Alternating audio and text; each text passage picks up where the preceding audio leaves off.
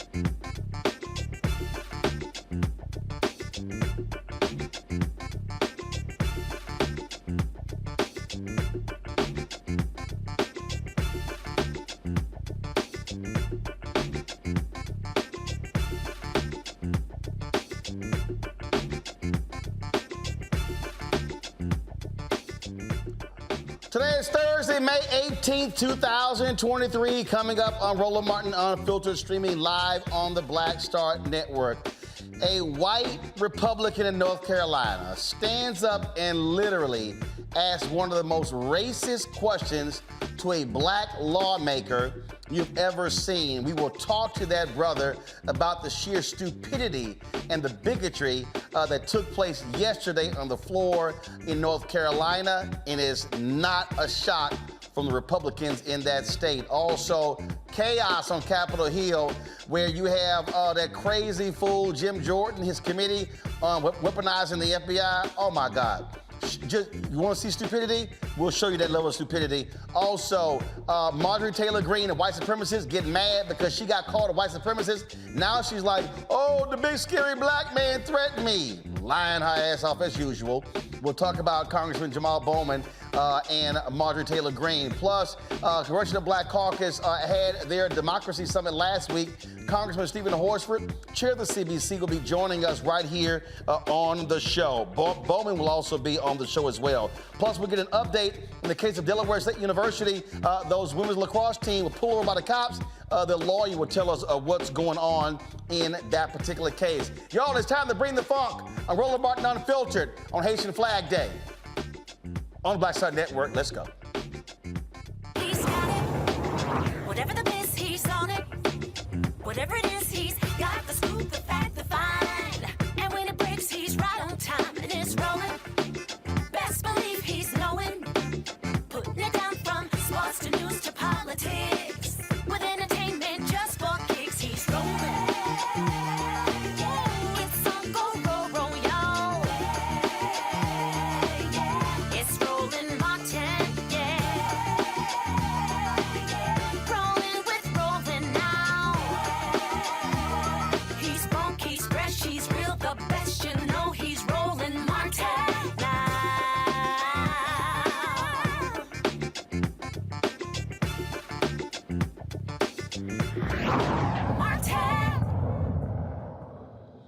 All right, y'all. I've long told y'all about the racist Republicans in North Carolina. I mean, they have done everything they can to talk about disenfranchise and degrade black people. But we saw yesterday, again, that racism on display. This took place just yesterday on the floor in North Carolina. And folks, talk about just utterly ridiculous. I'm just going to play this. Okay, this is Representative Abraham Jones. He's interrupted by Jeff McNeely with this stupidity. Watch. Mr. Speaker, can I ask the representative a question? Representative Jones, does the gentleman yield to a question from the gentleman from Iredell, Representative McNeely? I absolutely will yield. Yes, he yields. Representative Jones, I want to ask you the question is, I understand that you went into public school and you went to Harvard and Harvard Law. And the question, I guess, is, would you have been able to maybe achieve this if you were not an athlete or a minority or any of these things, but you were a student trapped in a school that the slowest, you know, in the wild, we'll say the slowest gazelle does not survive, but yet the herd moves at that pace. So the brightest child sometimes is held back. And don't we point of order? Gentleman may state his point of order. Okay, I'm hoping I wasn't the only one that got shocked by that comment, that the only reason you went to Harvard is because you were black and an athlete? No, I did not say that. I said, did that end up being one of the reasons? I do not know that. I asked him this. Right. I asked him this. Okay, all right. I don't mind answering. Gentleman doesn't answer the question. Sorry, I was reading the note here, so I didn't hear what was. I apologize, and I'll reframe. The gentleman from Iredell is no longer recognized. For what purpose, the lady from Wake, Representative Gill, rise. Representative Jones, do you still have the floor, sir, to debate? I was trying to wrap up. The gentleman has the floor to wrap up his remarks. Okay. I just want to say that I'm just going to say one thing. Harvard had 5 rankings for their students. 1, 2, 3, 4, 5. And when I graduated from Harvard, I was in rank 2. So I earned my place, and I did well. Now.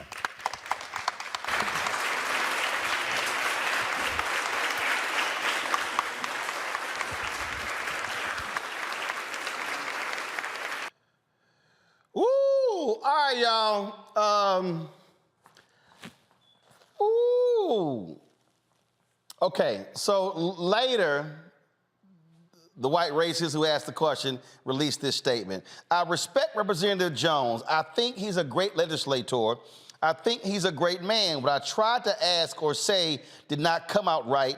That happens a lot, and I apologize.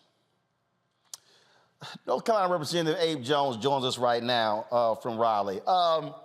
Representative Jones, when this fool says, oh, it didn't come out right, that happens a lot. No, it came out exactly like you often say it, and we know exactly what happens because I think all of us have experienced that from some white bigots.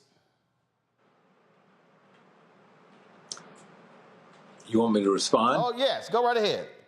Well, Mr. McNeely shouldn't have said what he said. And I was offended. And I let them know that I went to Harvard not on an athletic scholarship, as was implied by his statement, or because of my race. I went to Harvard based on my academic achievements. And I was ranked pretty high when I came out of Harvard undergrad at level 2, which was right below level 1, which was the highest level. And then I went on to Harvard Law School. So I was simply taking exception to him implying that I was simply there because I was an athlete, and I was an athlete, and that I was a minority, and I am a minority, obviously a black man. But that's not what got me in, and that's certainly not what got me through and out and on to the law school. Well, here's the deal. You don't have to justify or explain away anything. And look, the reason I say we all been there, look, whenever I'm flying or going somewhere and a lot of white folks see me wearing Texas A&M gear or they see this Texas A&M ring I have on, they'll sit here and go, this is how they start. Oh, did you play football? Hell no.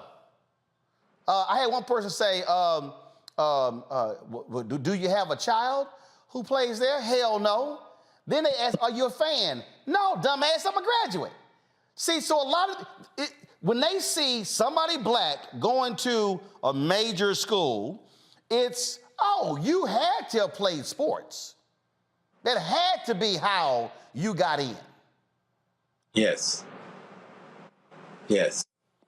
And I did play a sport, track, cross country, but that's not how I got in. In fact, I don't even think they knew that I was in sports when I got in. I got in because I was in the National Honor Society, and I had a very high average. and so they wanted me for my scholarship, not because I was an athlete and not because I was black. So that was the point I tried to make, and I did make it clearly. And I resented what was said. However, I did accept Mr. McNeely's apology because I felt I wanted to be just as gracious and forthcoming as he was. So I did. That was sincere. I accepted. He gave it, and I won't judge it.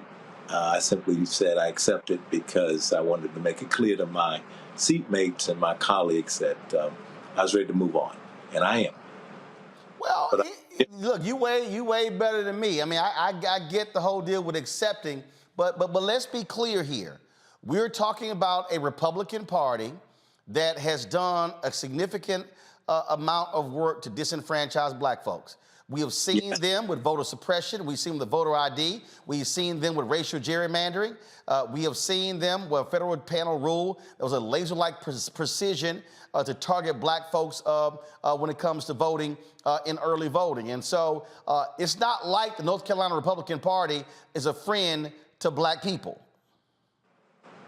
I agree with you on that. I think it's been a bad environment here this year in particular. I think more is to come. I expect that there are going to be some voting requirements now that the Supreme Court, which shifted from Democrat to Republican in the last election in 2022, will now allow the legislature to set some rules about voter ID. And frankly, I'm ready, waiting on the voter ID requirements because I want the voter ID to be free, since we can no longer challenge it because the Supreme Court, the big Supreme Court, has sent it all back to the state Supreme Courts. And so we must fight on and make sure that the voting privilege and right of our people is protected. The atmosphere is now there's open season that they can put in these requirements, and we need to keep on struggling in the legislature. We're in the minority, and but that doesn't mean we don't have a voice and a vote, and I plan to exercise mine. Were his fellow Republicans embarrassed by what he said? Yes. I will say this. Half dozen or more of them came to me privately and expressed concern and apologized for him, actually. So I did appreciate that. Yes, they were. Some were. And I suspect many were. Because yes. Go ahead, I'm sorry. No, and I believe those were sincere, and I took them as such. It doesn't change the climate, doesn't change the problem, but they did come to me and apologize in his behalf. It is the thing here is that, look, I say this all the time. We're living in a social media era where folks got phones and everything. Many of these bigoted folks are showing us exactly who they are with their comments. And frankly, I've said this, that Donald Trump has opened the door for these folks to say whatever they want, do whatever they want, and the stuff that they had been said privately, they now say publicly without any blowback whatsoever. I also saw a tweet from the head of the North Carolina Democratic Party, who said the last time this guy ran, he ran unopposed. That's not going to happen next time. This, to me, is part of the problem why you have Republicans with a supermajority in North Carolina, a supermajority in Tennessee, is because oftentimes they are running unopposed. In order to defeat these people, they must face opposition every single election. I don't disagree with that. I think that's absolutely true. And we hope to field someone in every district next time. I will say out in that area, however, when you drive through on the interstate, by the main Interstate 40, there's a big Confederate flag that flies at maybe someone's private property, but it kind of sends a message to you that you're in a different sort of country. And I'm not trying to say everyone there feels that way, but certainly that's flying by the highway. And so, but we still should fight, even in districts where we may be outnumbered, to send the message you just made. And I believe we will going forward, and I hope we will. We have to stand up even when the numbers don't favor us, because we do have a voice. And it makes a difference because people like you will cover it, and it'll be covered, And I believe that they have, I've ended my remarks this way on another matter. The wind, they have sown, you've heard that expression, you sow the wind, you reap the whirlwind. Well, the wind has been sown and the whirlwind's coming. And I believe that the whirlwind will be in the form of our votes. And we must continue to be vigilant and to be strong. And that's what I plan to be. All right, then. Representative Jones, we appreciate it. Thanks a lot. Thank you. All right, I'll discuss this next with my panel. You're watching Roland Martin Unfiltered right here on the Black Star Network.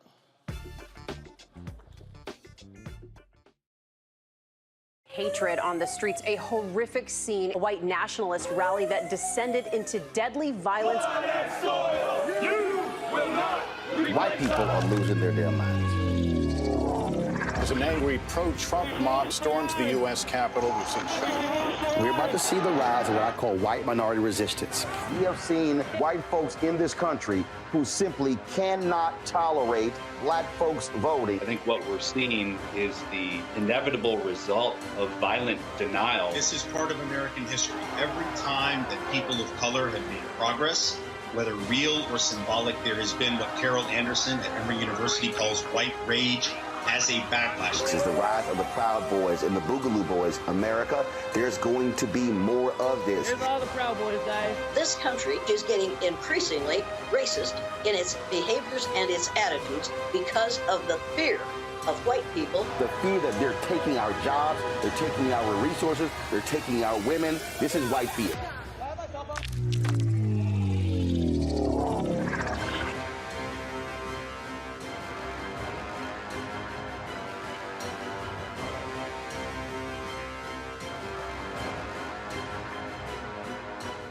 Black Star Network is here. Oh, no punch! I'm real revolutionary right now. Thank you for being the voice of Black America. All momentum we have now, we have to keep this going. The video looks phenomenal. See, this difference between Black Star Network and black-owned media and something like CNN. You can't be black-owned media and be scared. It's time to be smart. Bring your eyeballs home. You dig? Hi, I'm Anthony Brown from Anthony Brown and Group Therapy. Hi, I'm BB Winans. Hey, I'm Donnie Simpson. What's up? I'm Lance Gross, and you're watching Roland Martin Unfiltered.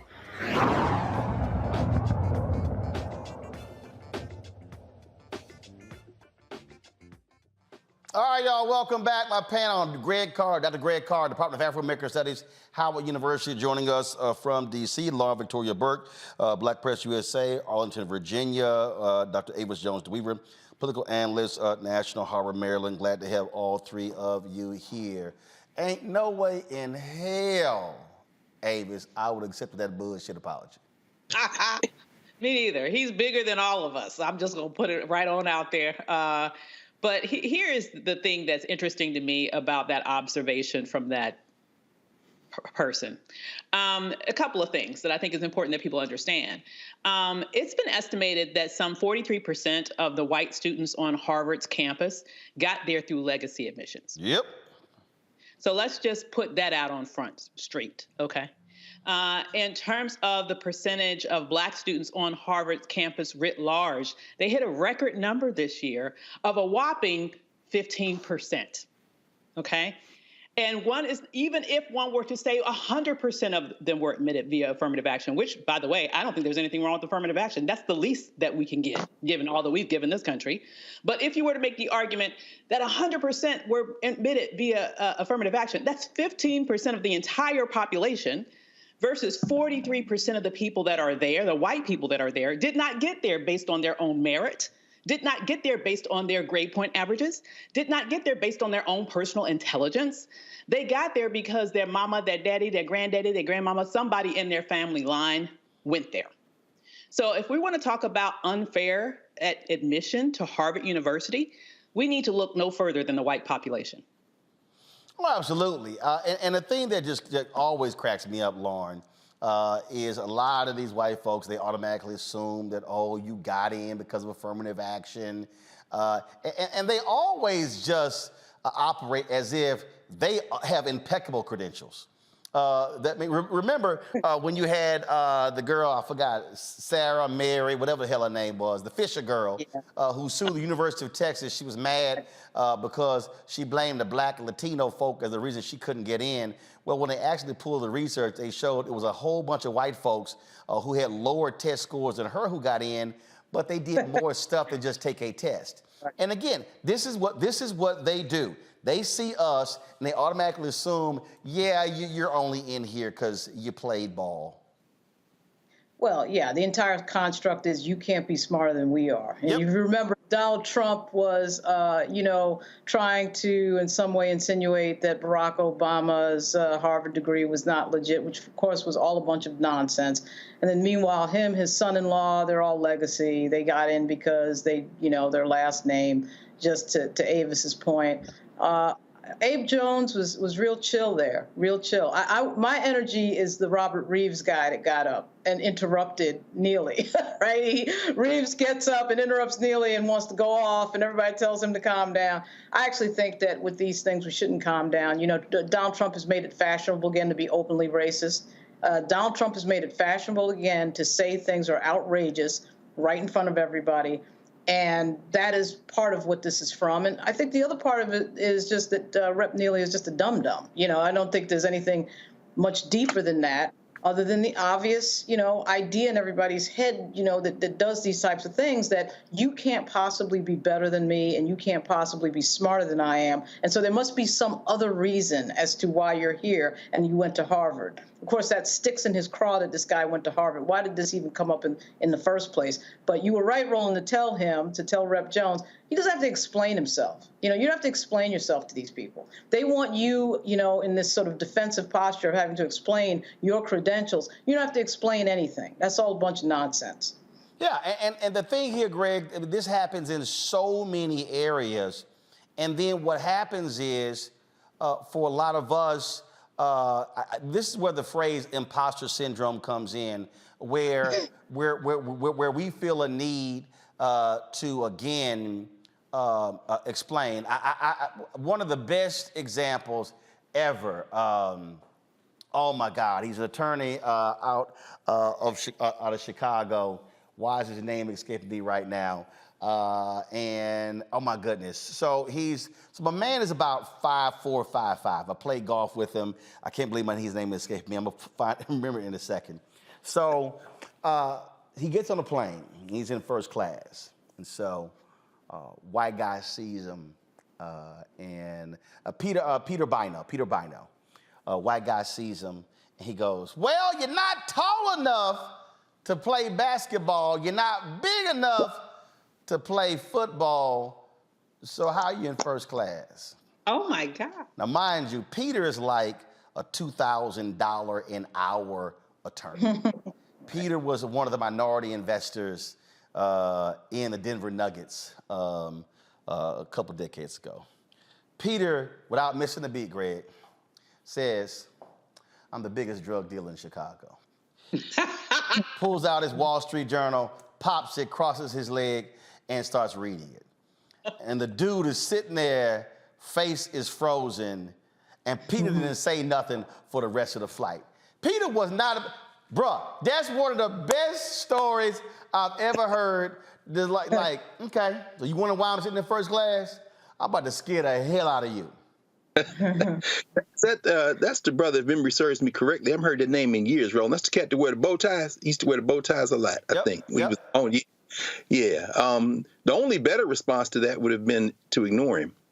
I think Asa Hilliard said this years ago. He said a little boy was called into the principal's office after he had scored a perfect score on a test. And the principal asked him, the white principal asked this little black boy, they say you're a genius. What makes you think you're a genius?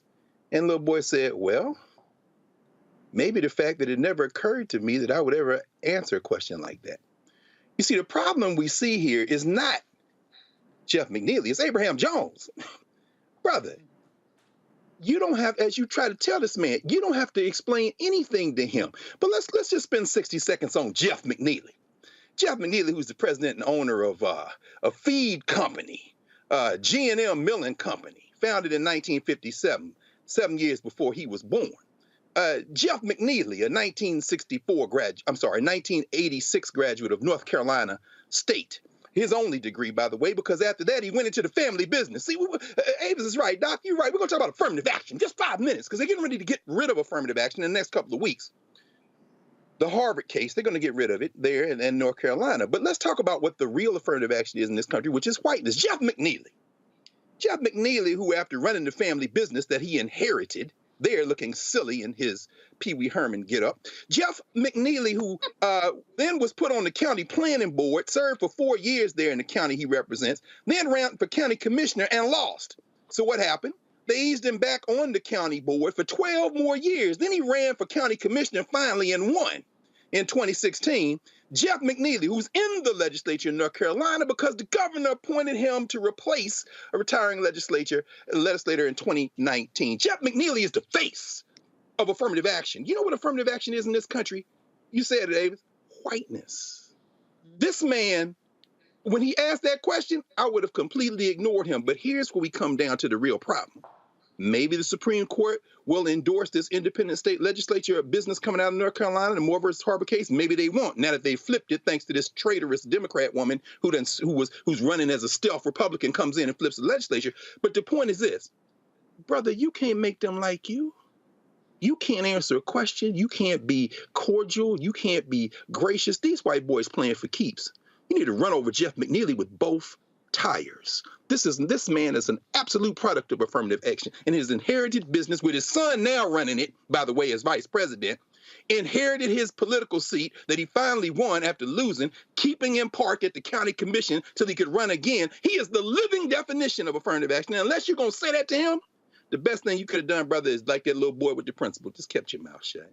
I mean, look, I get the whole idea of, this is what these lawmakers, they kill me with the whole collegial and, you know, we get along and, you know, the gentleman, the gentle lady, and all of that. See, that ain't me. My ass petty. I'm petty. I'm just letting you know. I'm petty. Because, see, I would have used my time to ask that clown-looking ass fool, pull the video of this suit he got on. I would have straight up, no hose barred, lit his ass up. I would have said, Representative, would you mind pulling out your high school transcript? I literally would have said, are you sad and offended that you didn't have the credentials to get into Harvard? That you had no choice? And then I would have said, you know, I find it interesting that you Republicans love to complain about elite universities, but you're wondering how I got into Harvard. I would have been petty. I'm just letting y'all know. Roe would have been real petty. Just like I was petty at Texas A&M when we had a speech communications class and my topic was affirmative action, and I got real petty with the class. And I had some white classmates, white boys and white girls who did not agree with it. And I said, let me ask you a question to the students in the class. How many of your mothers own businesses? So hands went up.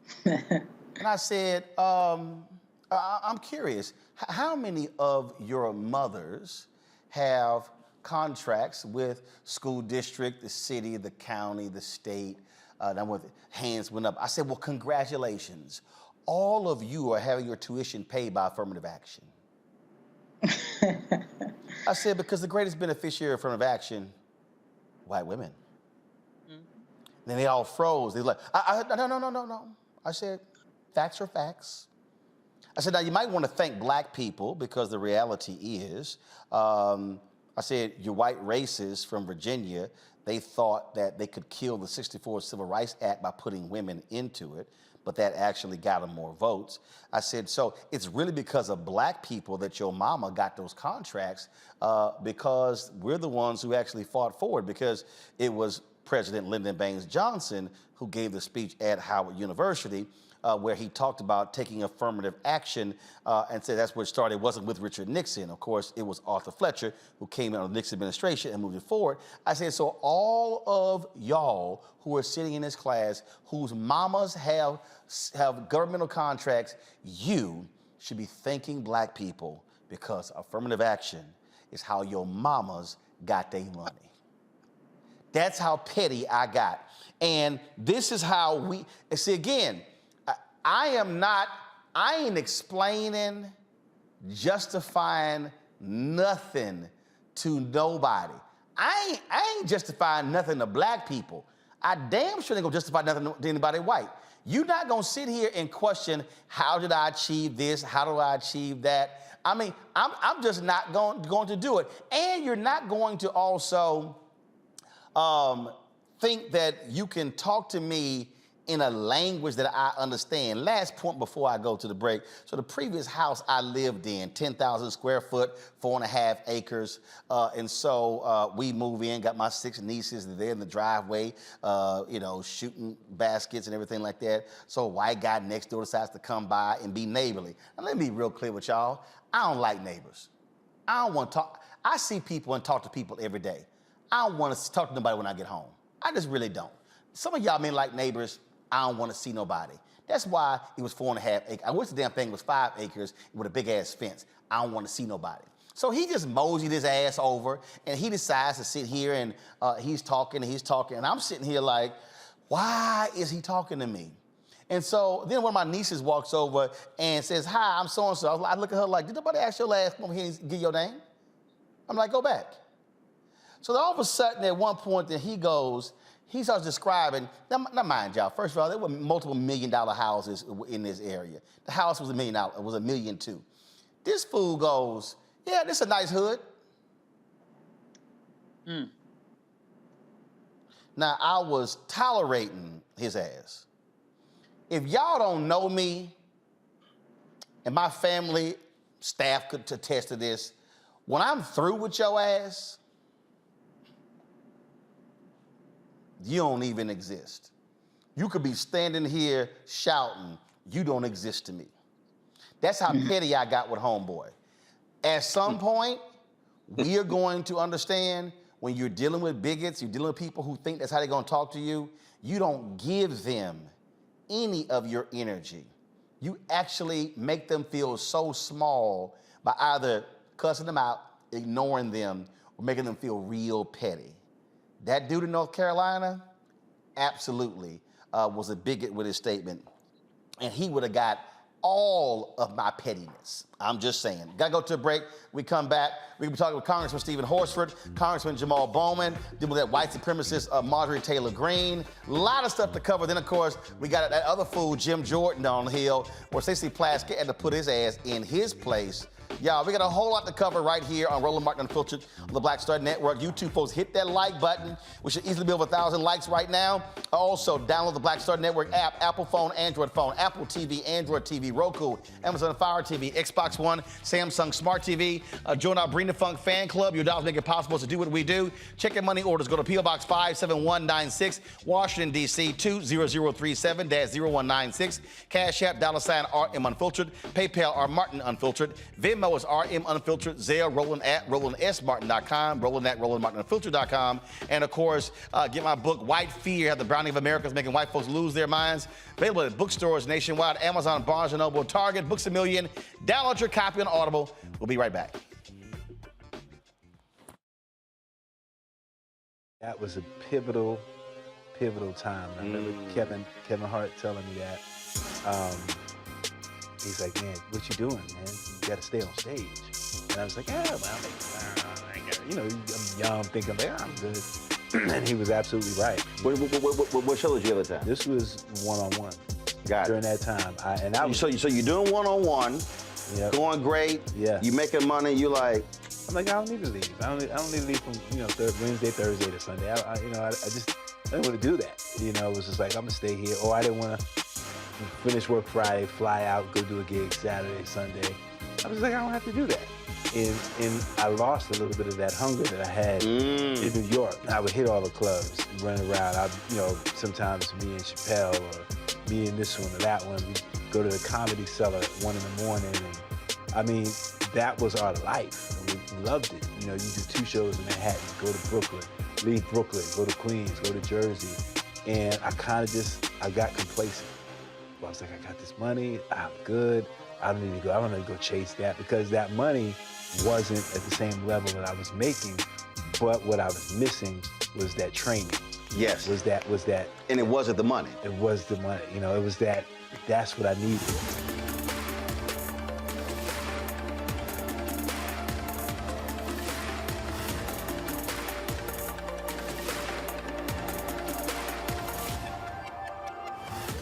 Next, right here on The Frequency, the woman they call the Gifted Eye, hip-hop celebrity photographer Coy Soldier. She's the master storyteller that captured the history of hip-hop through the lens of her camera. Tupac comes out, the next thing you know, you didn't know who they were at first. You just seen all these dudes just come rushing the stage. Then you realize Biggie gets a bottle of champagne, he pops it open, sprays it on the crowd, he drinks the bottle. Coy Soldier, the hip-hop celebrity photographer, joining me right here on the next episode of The Frequency on the Black Star Network. What's up? I'm Dr. Ricky Dillard, the choir master. Hey, yo, Peace World. What's going on? It's the Love King of R&B, Raheem Devon, and you're watching Roland Martin Unfiltered.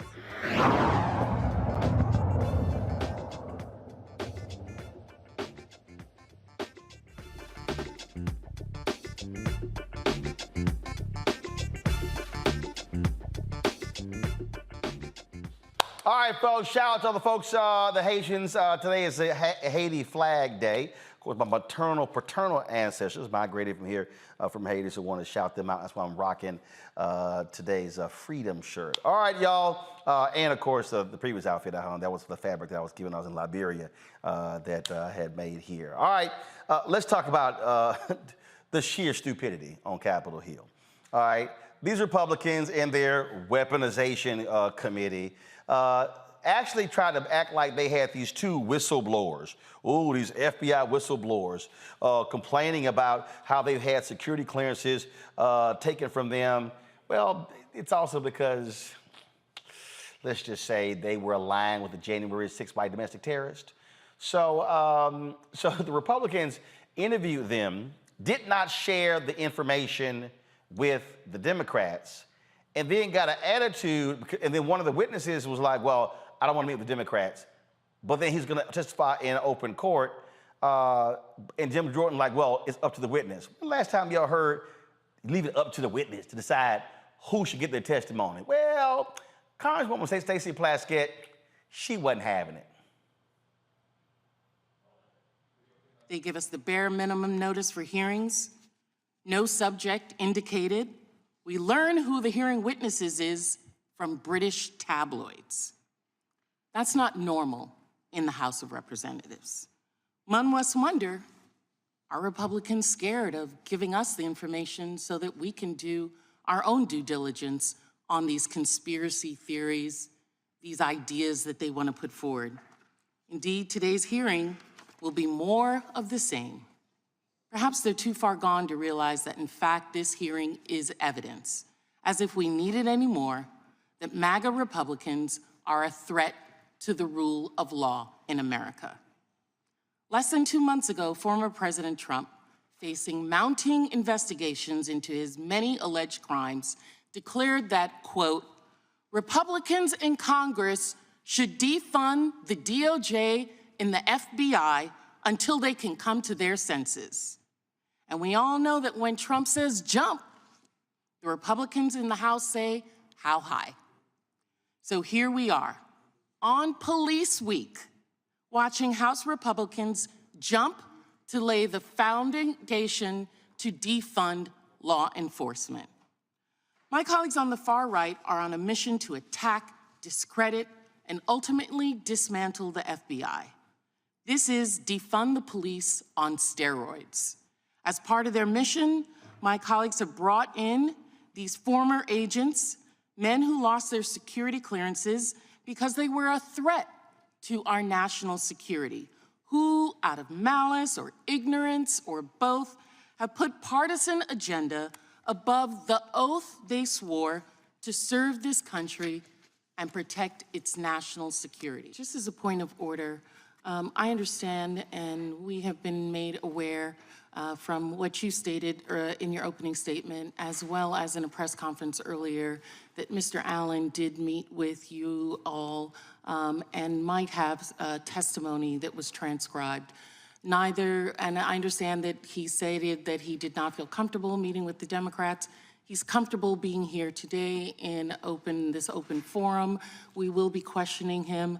Will you give us a copy of that testimony that was transcribed of your discussions with him? It'll be up to Mr. Allen. But you are in possession of them, aren't you? Sure are. So why would you not give them to us? Mr. Allen's a whistleblower and he didn't want that to happen. He didn't want, but he's comfortable here in open discussion with us today? Sure is. You can ask him questions if you want. You don't share your information with the minority? Nope. The whistle. No, so you're not sharing information that you've obtained with the whistleblower saw what you did with Mr. Friend and others, the false information you gave the press, so much so that they had to issue corrections. The whistleblower doesn't decide that. The committee decides it.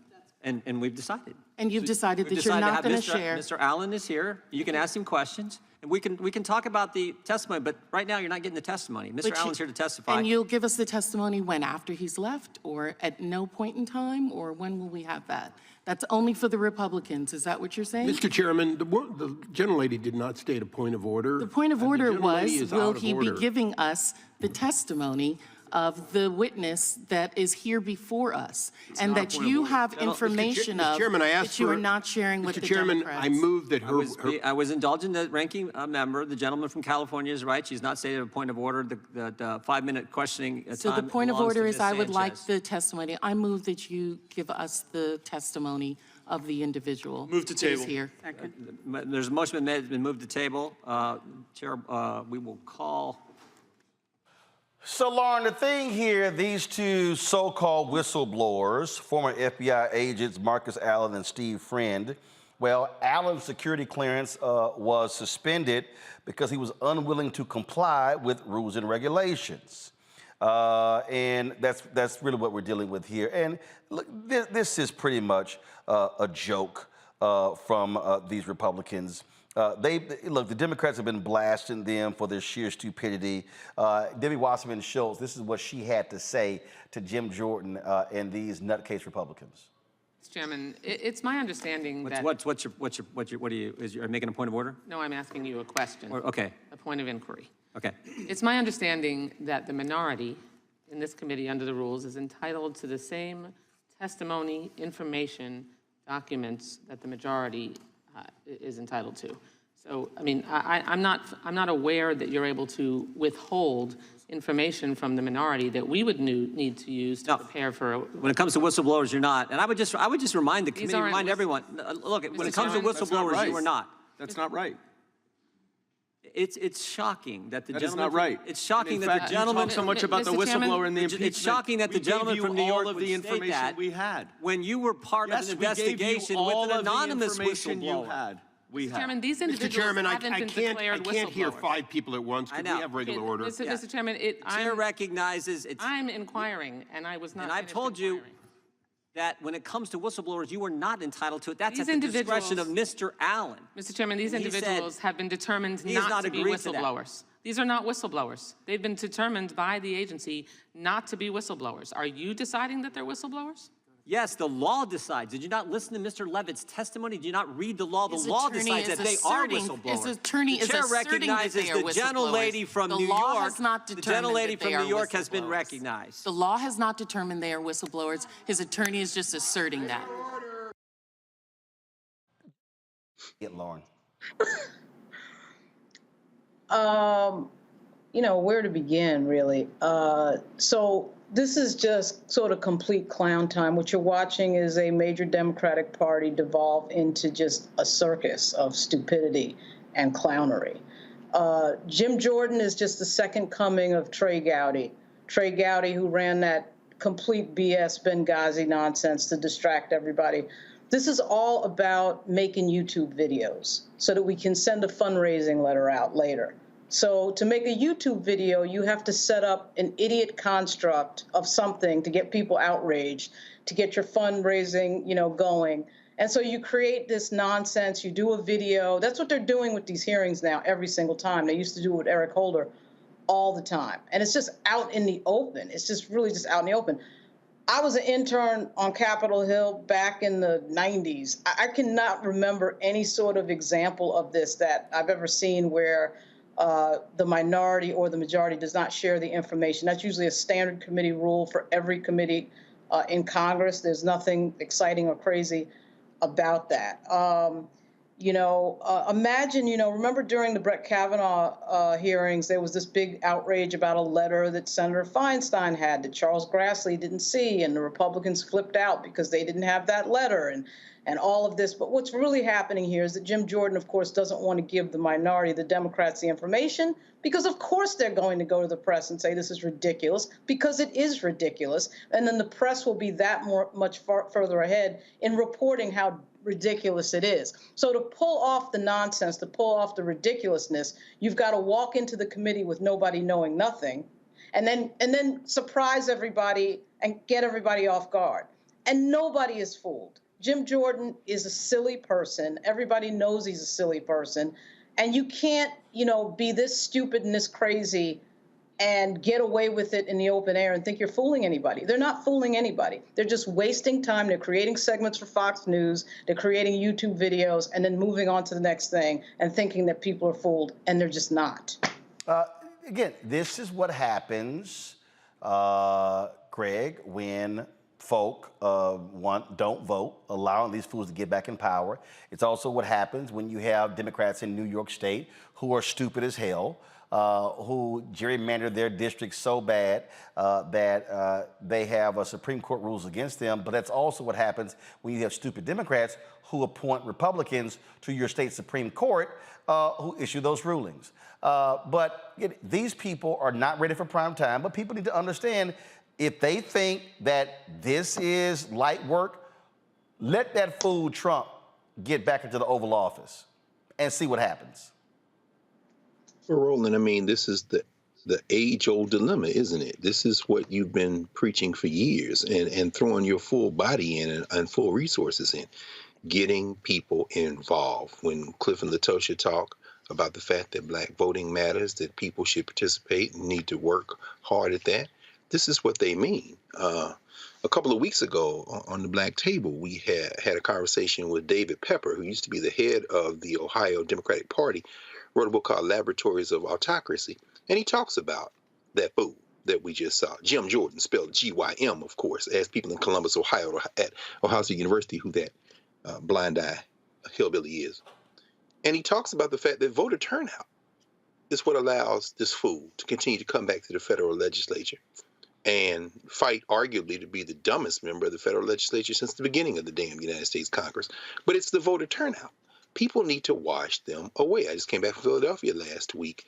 Voter turnout in the Democratic primary for mayor was abysmal. And, we saw what happened to Gary Chambers in Louisiana, and we all know, Mike Epstein in Louisiana, Mississippi, of course, and young Dan Cameron now. We got to be beset with him in a potential governor battle with Andy Beshear in Kentucky. When you stay home, this is what happens. And, we're talking about people who have the ability to rule over our lives. As Lauren said, as you said, sis, this man doesn't pass any legislation. He's a fool. He's there raising money. And you can't beat him with logic because the hillbilly is what they love. And finally, I'll say this: on the day that we saw Nancy Abudu appointed to the 11th Circuit Court of Appeals and put it now at a 6-6 tie after Donald Trump flipped it with those Republican appointees, Joe Manchin flipped and didn't vote for her today. And when people say, well, none of this matters and stuff doesn't matter, if people had turned out, you wouldn't have to sweat Joe Manchin and Kristen Sinema in the United States Congress, and you wouldn't have to worry about whether Dianne Feinstein has another 10 years or 10 minutes left in her life. The fact of the matter is, when you don't go to the polls, this is the kind of foolishness we have to put up with. Oh, absolutely. And Avis, you see how these right-wing FBI agents, they all have infiltrated law enforcement, and these Republicans, we see what they're actually doing. And all of a sudden, they want to yell, defund the FBI, defund the ATF. And I'm like, Democrats, beat them over the head with that one. Yes, they, if Democrats had a backbone, they would. I mean, let's just, that's what's so frustrating to me, is that it's such easy pickings, such low-hanging fruit to, point out the ridiculous hypocrisy of that, of individuals who obviously can't come up with an original thought to save their lives, using the same rhetoric that they pummeled Democrats with earlier with regards to a legitimate issue of police brutality against Black people. But at the end of the day, what we're seeing right now on Capitol Hill and what we will see as long as they have power, hopefully something will change in the next election, is this is just a clown show. Bring up the popcorn. This is Ringling Brothers, Barnum and Bailey in the people's house, because there is no desire there to pass any legislation. The Republicans don't give a damn about actually doing their damn jobs. They don't give a damn about that. They don't give a damn about the people they even represent. They really don't care. What they want to do, as Lauren rightly pointed out, is to use this as a fundraising mechanism so they can stay in power. And what they're trying to do is stay in power long enough. They're hoping to be able to retake the White House such that now they can push through more legislation that would be even more draconian than what they got through when Trump was in last time.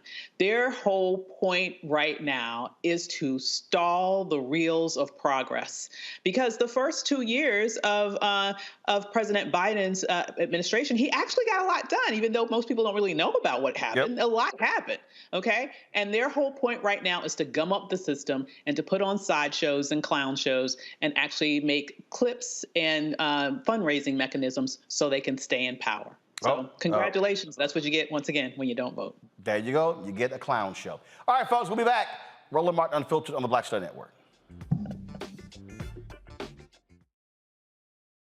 When you talk about blackness and what happens in Black culture, we're about covering these things that matter to us, speaking to our issues and concerns. This is a genuine people-powered movement. There's a lot of stuff that we're not getting. You get it, and you spread the word. We wish to plead our own cause. Too long have others spoken for us. We cannot tell our own story if we can't pay for it. This is about covering us. Invest in Black-owned media. Your dollars matter. We don't have to keep asking them to cover our stuff. So please support us in what we do, folks. We want to hit 2,000 people, $50 this month, raise $100,000. We're behind 100,000, so we want to hit that. Y'all money makes this possible. Checks and money orders go to P.O. Box 57196, Washington, D.C. 20037-0196. The Cash App is $RM Unfiltered. PayPal is R Martin Unfiltered. Venmo is RM Unfiltered. Zelle is RolandS.Martin.com. On the next A Balanced Life with me, Dr. Jackie, we're talking about leveling up, or to put it another way, living your very best life. How to take a bold step forward that'll rock your world. Leveling up is different for everybody. I think we fall into this trap, which often gets us stuck because we're looking at someone else's level up journey, what leveling up means to them. For some, it might be a business venture. For some, it might be a relationship situation, but it's different for everybody. It's all a part of A Balanced Life. That's next on Black Star Network. This is Judge Mathis. What's going on, everybody? It's your boy, Mac Wild. Hey, what's up, y'all? It's your boy, Jacob Lattimore, and you're now watching Roland Martin right now.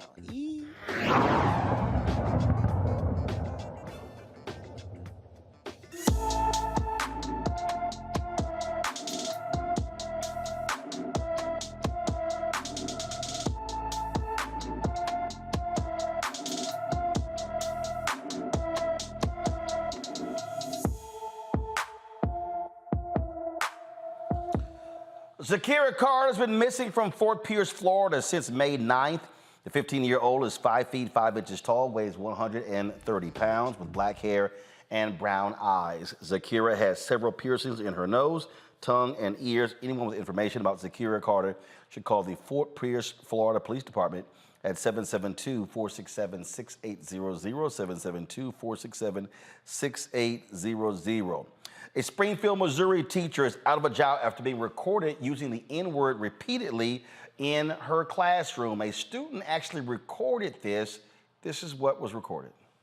It's the word at all, but I don't know. It feels like when a black person is using it towards another black person, it's the same. How is it not still a derogatory word? Derogatory, but you don't say it. I don't know. I don't get it. I mean, I kind of slave owners used to call them that, so it's just like a. So how do you? Right, but. Are you? And is the word nigger not allowed? Okay, I'm going to say right now, as a teacher, if you want to keep your job, this isn't a threat. I'm not calling anyone. No, I understand. I can say the word. It's not. Mr. Bowman, Why are you saying? No. I'm trying to say, like, as a student. Now, the unidentified Glendale High School teacher was recorded again saying the N-word repeatedly in the classroom. The teacher noticed 15-year-old sophomore Mary Walton recording and asked her to stop recording.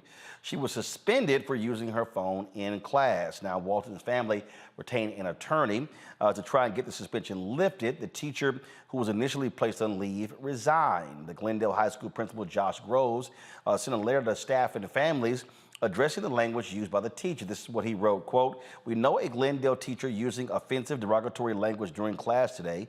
A video of the comment is being circulated and we have received several calls from concerned parents. I want you to know that the comments expressed in the video are inappropriate, inexcusable, and do not meet the professional standards for Springfield Public School employees." Now, I've heard other folks have debates and conversations here, Greg, that this was actually a teaching exercise. And so, one, your take on this, and can there actually be a teaching exercise where the word is used? I think so.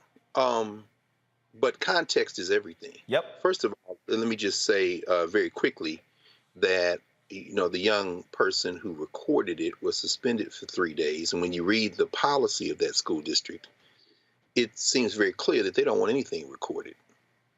And so there's a problem there. The family apparently has retained counsel to try to get that suspension reversed, but then they got to go into their pockets for money.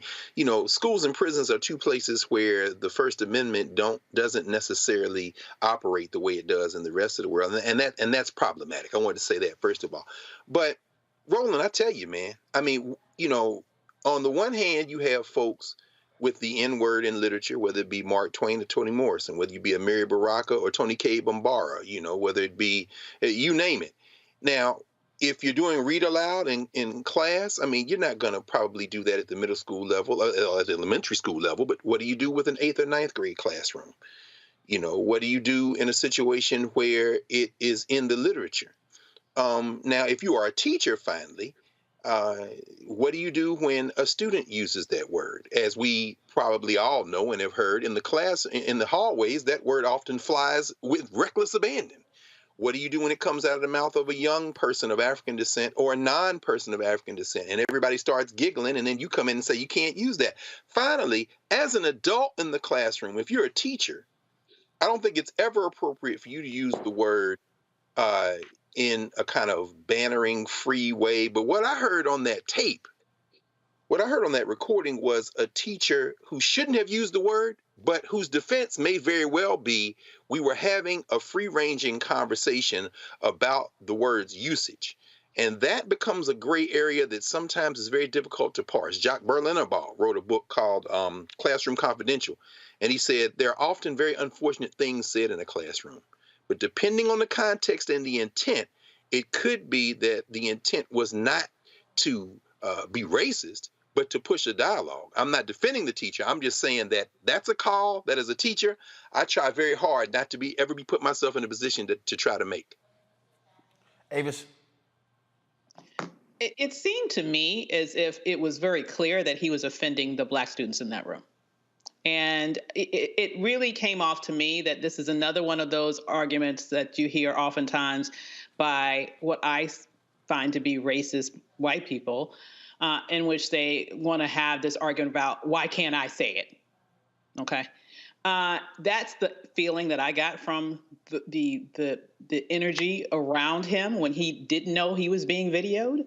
I would also say that I find the statement from the school to be disingenuous, because if it was really counter to their policy, they would have fired him instead of just, in essence, giving him a couple of days off and suspending the student who did what she did to collect the evidence that she needed in order to prove what was happening in that classroom, which she found to be offensive. And so, I have to say that I just believe this is an example of the fact that our culture is continuing to get more and more and more overtly racist. People feel completely racist, not even people, racist, feel completely comfortable saying whatever the hell they want to say in this society. And this is just the latest example of this. And if there needs to be, if this is against the rule of the school should have fired him. And so my next question is, I'm wondering what they're going to do if something like that happens in the future. Lauren? Yeah, I think we're way oversensitive about everything. And in an academic setting, I think that's hugely problematic. And I think that the context that he was talking about, it was the context of when and where it's appropriate and when someone's using it and not using it. To Avis's point, sure, some of that was the discussion around the why can't we use it, which is a ridiculous discussion. But I think not just with this story, we see it in a lot of academic stories lately over the last maybe 3 or 4 years, where just having a discussion about something is in itself problematic for a lot of the folks in the room who are the students. And to me, to have a full-fledged academic discussion about something, particularly controversial issues that may come up in literature and history, you have to be able to talk about things and hear things you may not want to hear. And I think increasingly we have a very oversensitive group of people out there who tend to be a little bit younger. It's like we're back in the Victorian era with some of them, who are just sensitive about everything that comes up. Things that they don't want to hear, that they disagree with, they do not want to hear, even in an academic setting. And I have a problem with that. All right. Folks, hold tight 1 second. When we come back, we'll talk with Congressman Stephen Horsford, who is chair of the Congressional Black Caucus, about the Democracy Summit they held last week. What is their plan for this summer? He will explain. Also, we'll be joined this hour by Congressman Jamaal Bowman. Ooh, Marjorie Taylor Greene. Ooh, she a little upset because he called her white supremacist. He wasn't lying. We'll discuss it next. You're watching Roland Martin Unfiltered on the Black Star Network. On the next Get Wealthy with me, Deborah Owens, America's Wealth Coach, nurses are the backbone of the healthcare industry, and yet only 7% of them are Black. What's the reason for that low number? Well, a lack of opportunities and growth in their profession. Joining us on the next Get Wealthy is Needy Bartanilli. She's going to be sharing exactly what nurses need to do and what approach they need to take ownership of their success. So the Black Nurse Collaborative really spawned from a place and a desire to create opportunities to uplift each other, those of us in the profession, to also look and reach back and create pipelines and opportunities for other nurses like us. That's right here on Get Wealthy, only on Black Star Network.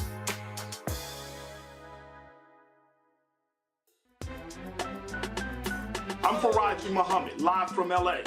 And this is The Culture. The Culture is a two-way conversation. You and me. We talk about the stories, politics, the good, the bad, and the downright ugly. So join our community every day at 3 p.m. Eastern and let your voice be heard. Hey, we're all in this together. So let's talk about it and see what kind of trouble we can get into. It's The Culture, weekdays at 3, only on the Black Star Network. It's Kim Whitley. Yo, what's up? This your boy Ice Cube. Hey, yo, peace world. What's going on? It's the Love King of R&B, Raheem Devon, and you're watching Roland Martin Unfiltered.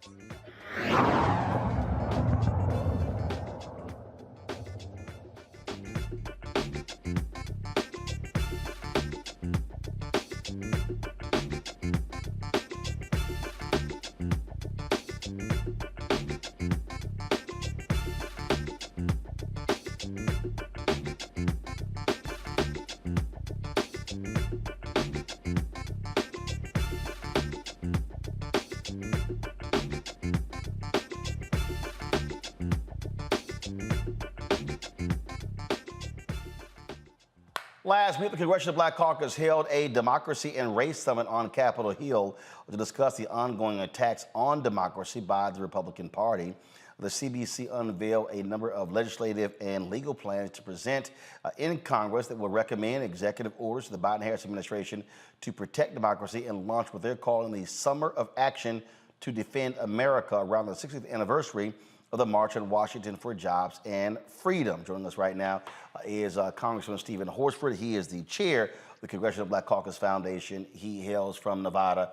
And yes, he is wearing the black and old gold of Alpha Phi Alpha Fraternity Incorporated. All right, Congressman, glad to have you on the show. This summit, talk about the legislative ideas that y'all want to present to the Biden-Harris administration. Well, great to see you. Thank you for having me on, Roland. The Congressional Black Caucus and our members, which we're now in our 51st year, we have 58 members. It's the largest number in our history. And as the conscience of the Congress, we understand that in critical moments like this, when our democracy and the fundamental institutions, whether it be the courts, our schools, and the institution of voting are under attack, we felt it was important to have a national convening where we brought in over 80 participants from around the country, leaders from civil rights organizations, academics, representatives from D9, as well as historically black colleges and universities, in order to develop a strategy, a message, and our plan to mobilize. What we know is the ideologically driven Supreme Court is on track to erode even more of our rights with the Voting Rights Act and decisions regarding affirmative action, which could have far-reaching effects on all types of racial-based policy, not only in higher education, but in contracting and in so many other areas. And so we did this convening, one, to help make sure all of our major stakeholders who are vested in protecting our democracy are on the same page and are getting the same information, that we develop this strategy around legislation, litigation, and mobilization so that we can go out and talk to our constituents this summer about the critical issues that are affecting their lives every single day. So you talked about this summer. What is that going to look like? What is it going to entail? So I'm so excited about this. In partnership with the Congressional Black Caucus Institute, the CBC will be doing really a summer of action all across the country. Our members, in partnership with local elected officials, black mayors, black county execs, black state legislators, as well as other stakeholders, will be meeting and convening in different communities. We're going to start in Charleston, South Carolina, of course, with Mr. Jim Clyburn. At the end of this month, we'll be in Nashville with Representatives Justin Jones and Justin Pearson to bring attention to the expulsion of those two young men and their special elections that are upcoming. We're going to go to places like North Carolina, where the Supreme Court there just announced racial-based gerrymandering. And we're going to go into places like Florida and Texas, where there are attacks on blackness, on being black, not only against our colleague Representative Jamall Bowman, but on the eroding of black history, banning of black books, and denying of the very existence of black people. So we're taking this issue directly to our people to galvanize the movement and to make sure they know the work that the Congressional Black Caucus is doing every single day in the House of Representatives. Okay, are these events going to be live streamed? Will people be able to watch proceedings? Absolutely. I look forward to partnering with you and other media outlets to make sure that folks can participate and engage. We're going to do this locally. This is not something the CBC is coming in and doing to communities. We're partnering with communities. So in some cases, we'll be doing roundtables. In other places, we'll be doing town halls or rallies. We're going into Chicago in the early parts of June with Representative Robin Kelly. And we're going to make sure that there's always a seat at the table for young people, particularly young black men, to have their voice heard in this process as we work to defend our democracy and to make sure people know what we're fighting for.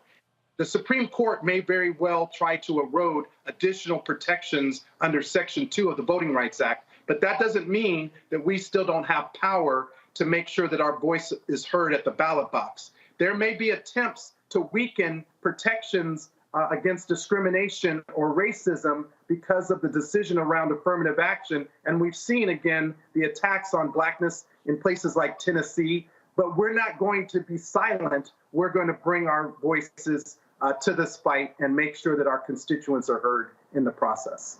Questions from the panel. Avis, you first. Yeah, what do you see as the your desired outcome, your takeaway from this summer of action that you're planning? Well, most importantly, it is to galvanize the movement, which is led by the people every single day in our communities.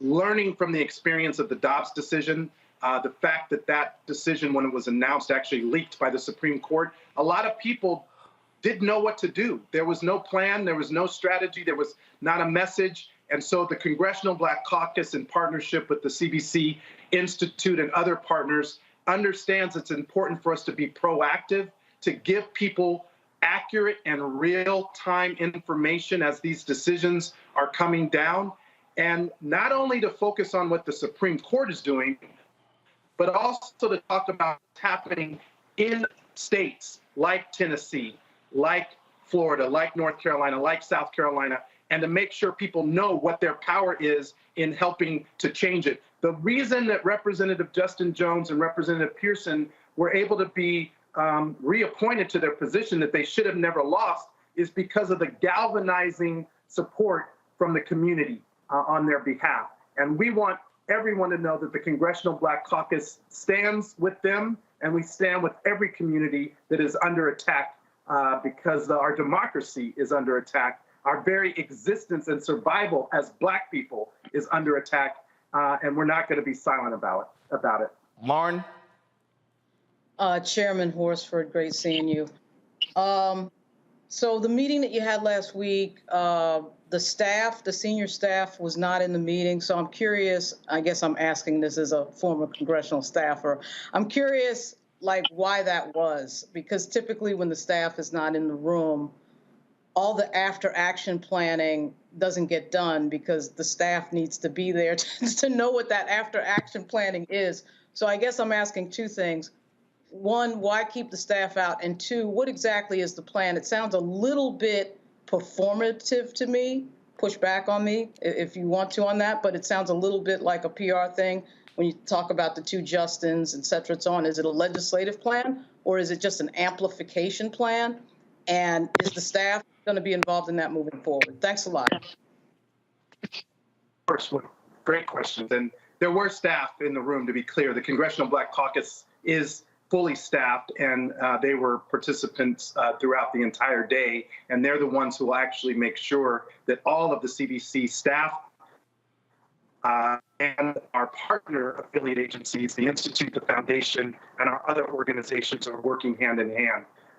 There are more details about the work that we're doing with Summer of Action because of compliance and ethics approval. I have to be careful about what I announce, but I will tell you this. It is not performative. In fact, we're working to develop boot camp organizing in every community that we go to in partnership with those elected officials and the Congressional Black Caucus member.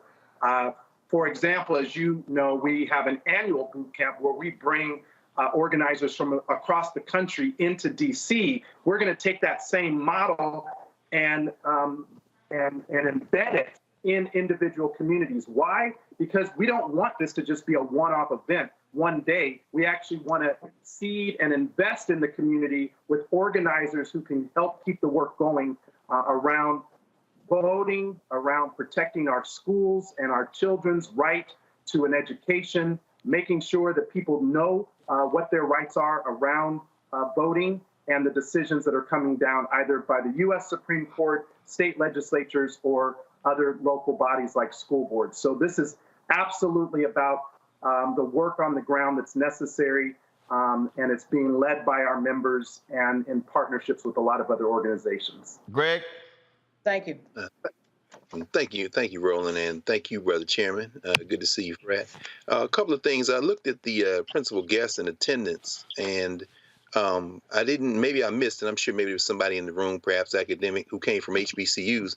But since obviously a lot of this work is going to be taking place behind the cotton curtain, I would just encourage you, as folk going to those southern states in particular, to draw on the academic expertise, and particularly on the notion of exclusion of history and all this, on not only K-12 folk in those cities and in those places, but in that HBCU faculty, which as far as I'm concerned is the great untapped resources. And among those attendees, I saw several friends of mine who are really not connected with those folks. So the same academics seem to be getting invited to the meeting. But that in mind, I want to ask, just follow up with what Lauren asked, legislation, litigation, and mobilization. In that framework, how do you see this differing from previous iterations and work? We know that we beat the bushes. We're out there organizing, trying to get the voter turnout hasn't surged. What can we learn from previous iterations of the CBC? I'm thinking about now the 1960s and 70s. What can we learn from that and apply that today, so that this might be different than the last cycles where we've tried to really kind of get folk together to fight back? Professor, good to see you. Two things. The summit was just an initial meeting, and while we did do the best that we could to invite as many people into the process, I'm sure there are other people that should have been in the room, and we'll work hard to make sure we continue to improve that in the future. But let me also say, we heard from representatives from Professor Kimberly Crenshaw. We had former Attorney General Eric Holder, our own members that were providing updates on the legislation that we've already been working on around voting rights, around preservation of Black history, and other efforts to make sure that we are protecting these fundamental rights. And as you said, we have to work with our HBCUs and the local communities in partnership. In some of the summer of action activities, we will actually be doing at HBCUs, and we'll do it in partnership with professors and students. They know they are part of the process. So thank you for that instruction and critique. I'm always open to receive input, as Roland knows. My job, and I'm going to answer your last question by saying this: it is this generation, it's our turn to carry the baton. It's the generations before that were able to get the Voting Rights Act, Civil Rights Act, the Fair Housing Act approved, and now it's our generation to make sure not only do we preserve those rights, but that we advance and enhance them going forward. We know that they're under attack. Blackness is under attack. Our very existence and survival as a people, whether that's from gun violence, from police brutality, from poor economic conditions, and that is why the Congressional Black Caucus exists, to advance and make rights to these freedoms are not, and we carry them to the next generation. All right, Congressman Stephen Horsford, we surely appreciate it. Thanks a bunch. Look forward to seeing what is next. Thanks a lot. Folks, going to a quick break. When we come back, Congressman Jamaal Bowman responds to that nutcase Marjorie Taylor Greene, who says, he called me a white supremacist. That's as bad as being called the N-word. Girl, bye. I'll be back. Next on the Black Table with me, Greg Carr. Democracy in the United States is under siege. On this list of bad actors, it's easy to point out the Donald Trumps, the Marjorie Taylor Greenes, or even the United States Supreme Court as the primary villains. But as David Pepper, author, scholar, and former politician himself says, there's another factor that trumps them all and resides much closer to many of our homes. His book is Laboratories of Autocracy, a wake-up call from behind the lines. So these state houses get hijacked by the far right, then they gerrymander, they suppress the opposition, and that allows them to legislate in a way that doesn't reflect the people of that state. David Pepper joins us on the next Black Table, here on the Black Star Network. Next, right here on The Frequency, the woman they call the Gifted Eye, hip-hop celebrity photographer Coy Soldier. She's the master storyteller that captured the history of hip-hop through the lens of her camera. Tupac comes out, the next thing you know, you didn't know who they were at first. You just seen all these dudes just come rushing the stage. Then you realize Biggie gets a bottle of champagne, he pops it open, sprays it on the crowd, he drinks the bottle. Coy Soldier, the hip-hop celebrity photographer, joining me right here on the next episode of The Frequency on the Black Star Network. My name is Charlie Wilson. Hi, I'm Sally Richardson Whitfield. And I'm Dodger Whitfield. Hey everybody, this is your man Fred Hammond, and you're watching Roland Martin, my man, Unfiltered.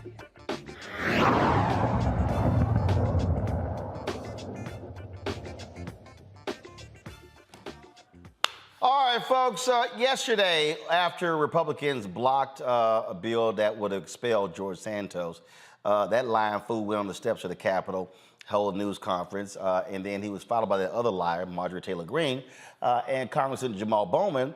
Let's just say he had a few words for both of those idiots on the steps there, where Greene, she was just so offended that she held a news conference today, and, ooh, just the white tears were flowing.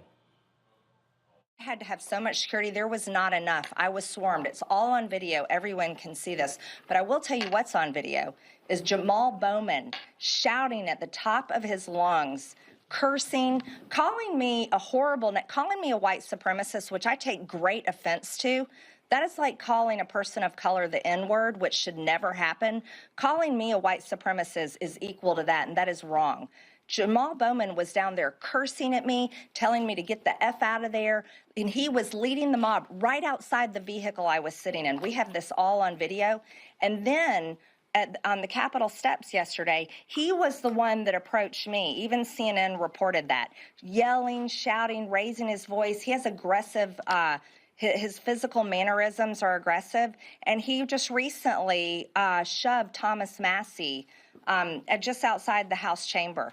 I think there's a lot of concern about Jamall Bowman. So, and I am concerned about it. I feel threatened by him. He not only led a mob there, but his boisterous lies. And I'll tell you another thing he said outside there. He was saying, save your...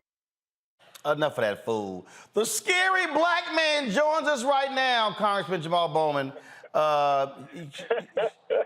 Boy, you just scared. Wait, isn't this the same person who literally was verbally attacking members of Congress when she showed up in D.C.?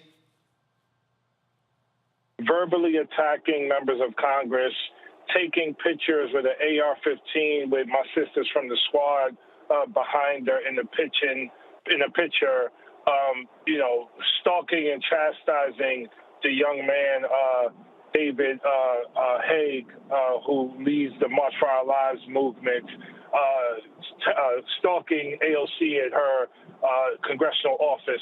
Yeah, this is her. And now all of a sudden, she's intimidated by me. And, what does she say? My physical mannerisms are aggressive. But Roland, this is an old school playbook.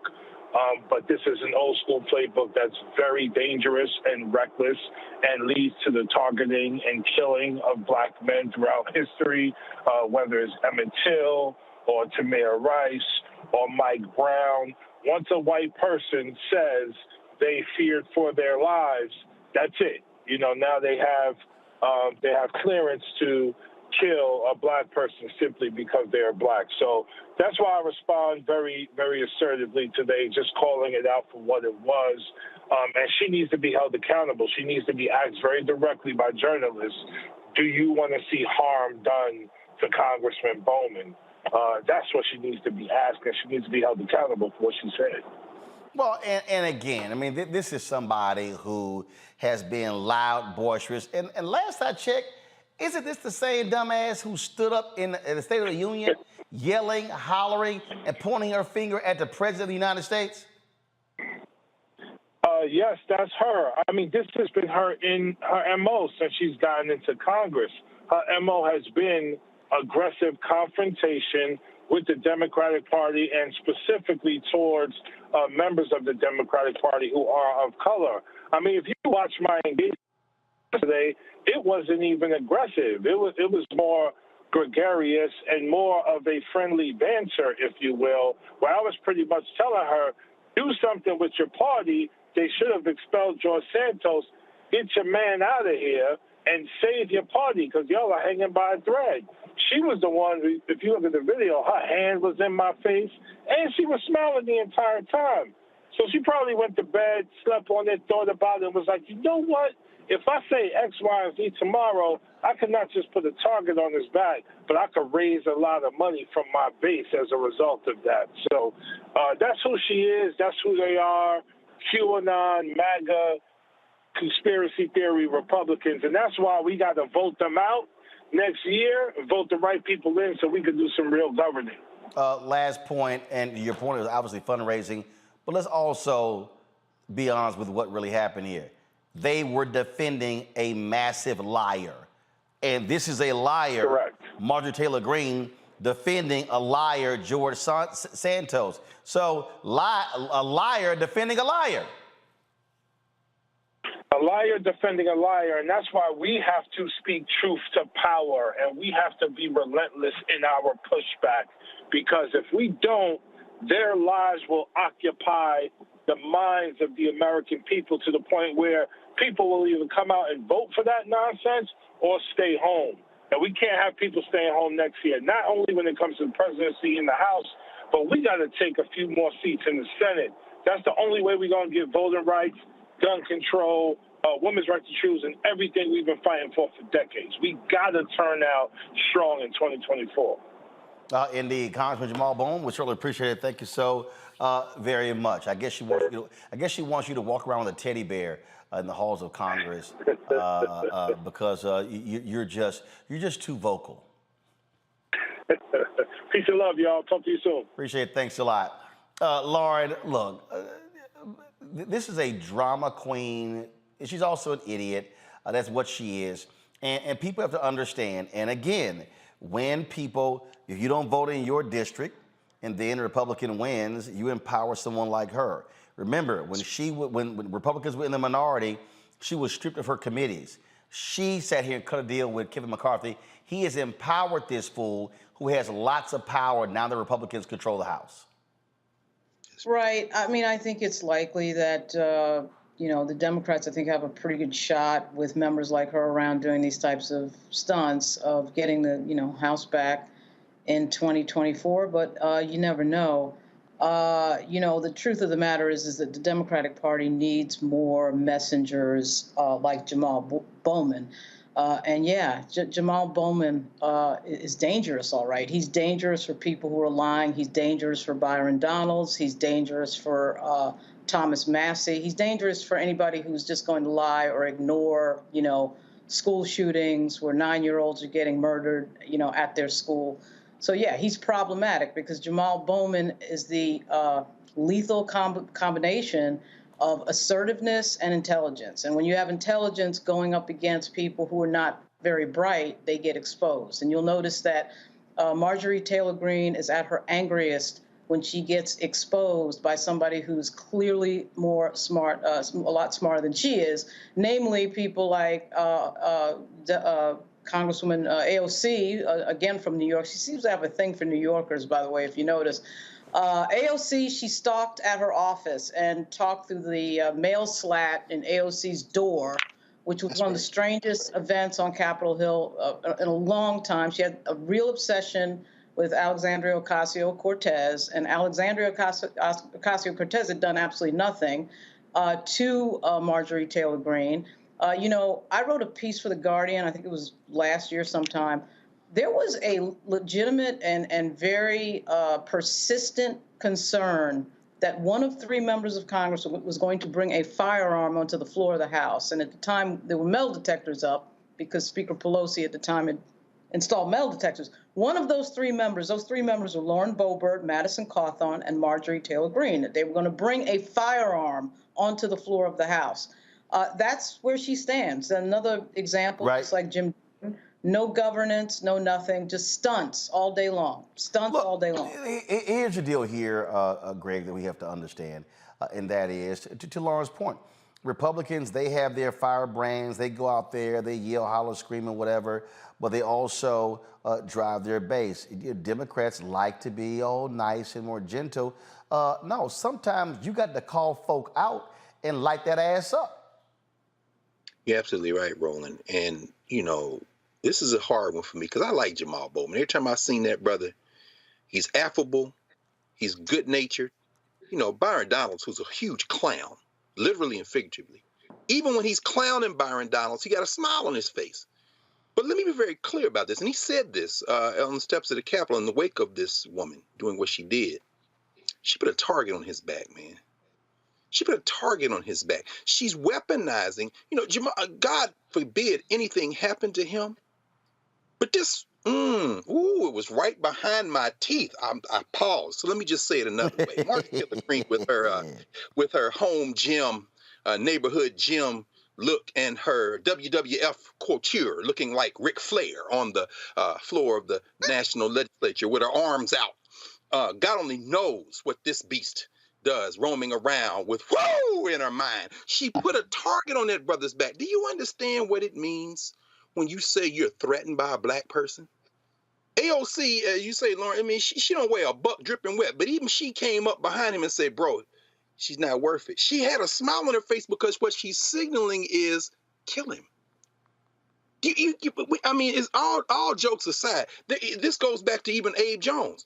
We got to punch these crackers in the face. Oh, that came out of my mouth. It was right behind my teeth, and it came. Let me pause. We have to take very seriously the fact that they are weaponizing. It isn't just about voting, although it's about that. It isn't just about mobilizing. This is about deputizing every person in the country to say, harm this man. The nicest guy, like say, bright, but hey, if I take you down, it's because I fear for my. This is the I fear for my life rhetoric. We laughing, but let's take this very seriously. She put a target on Jamall Bowman's back. And my response to that finally is this. We need to put a target on their backs. Break their damn backs. What the hell is wrong with us? You can't make peace with these people. It was a reason I asked Representative Horsford about what you've learned from history. This is the 1850s. They're 5 seconds short from starting to cane people on the floor of the damn National Legislature. They are ready to kill people. And in fact, they are killing people. And what are we doing? Trying to make nice. Hell no. Is it going to take somebody getting killed for us to finally say, let's dance? Avis, folks better understand these Republicans, they are extremely dangerous because they are absolutely in bed with white supremacists. I got about 60 seconds to go. Well, I just have to say amen to Dr. Carr. I mean, he was right on the money. And, you know, it's interesting. He calls her Ric Flair. I think of her as He-Man, but the situation is the same. Okay.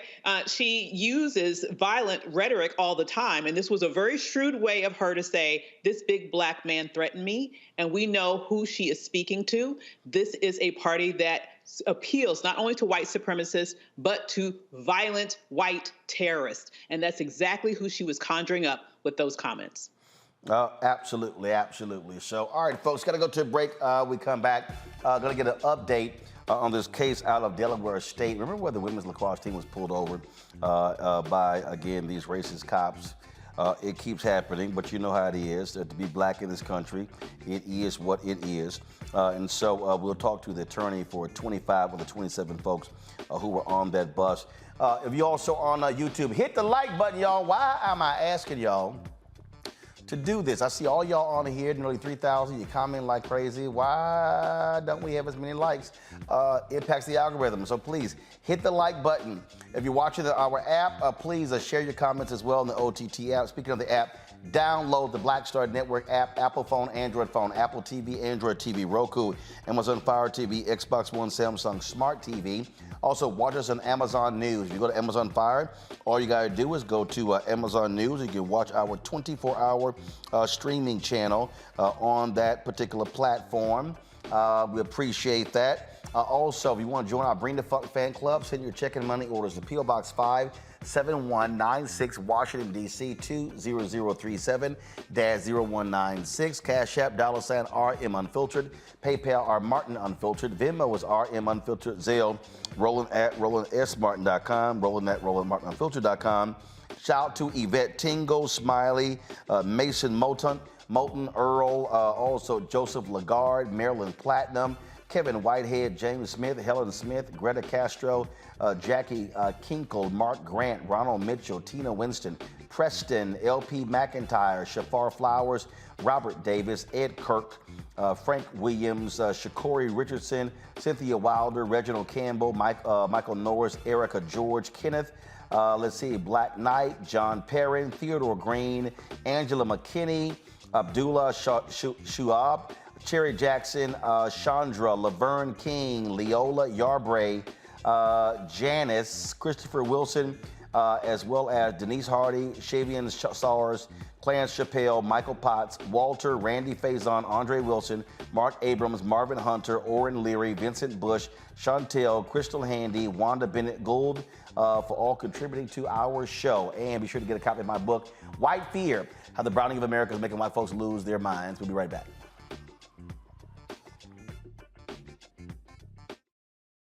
Hatred on the streets, a horrific scene, a white nationalist rally that descended into deadly violence. White people are losing their damn minds. As an angry pro-Trump mob storms the U.S. Capitol, we've seen shooting. We're about to see the rise of what I call white minority resistance. We have seen white folks in this country who simply cannot tolerate black folks voting. I think what we're seeing is the inevitable result of violent denial. This is part of American history. Every time that people of color have made progress, whether real or symbolic, there has been what Carol Anderson at Emory University calls white rage as a backlash. This is the rise of the Proud Boys and the Boogaloo Boys. America, there's going to be more of this. Here's all the Proud Boys, guys. This country is getting increasingly racist in its behaviors and its attitudes because of the fear of white people. The fear that they're taking our jobs, they're taking our resources, they're taking our women. This is white fear.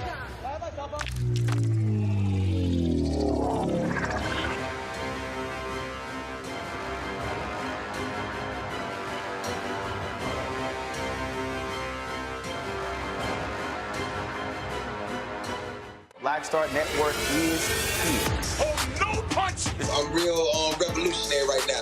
Thank you for being the voice of Black America. All momentum we have now, we have to keep this going. The video looks phenomenal. See, this difference between Black Star Network and black-owned media and something like CNN. You can't be black-owned media and be scared. It's time to be smart. Bring your eyeballs home. You dig? Hey, I'm Cupid, the maker of the Cupid Shuffle and the Wham Dance. What's going on? This is Tobias Trevelyan. And if you're ready, you are listening to and you are watching Roland Martin Unfiltered.